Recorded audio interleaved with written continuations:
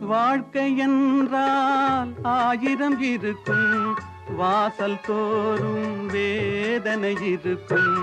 வாழ்க்கை என்றால் ஆயிரம் இருக்கும், வாசல் தோறும் வேதனை இருக்கும். வந்த துன்பம் எதுவென்றாலும் வாடி நின்றால் ஓடுவதில்லை, வாடி நின்றால் ஓடுவதில்லை. எதையும் தாங்கும் இதயம் இருந்தால் இறுதி வரைக்கும் அமைதி இருக்கும். நாளை பொழுதை இறைவனுக்கு அளித்து நடக்கும் வாழ்வில் அமைதியை தேடு, நடக்கும் வாழ்வில் அமைதியை தேடு. உனக்கும் கீழே உள்ளவர் கோடி, நினைத்து பார்த்து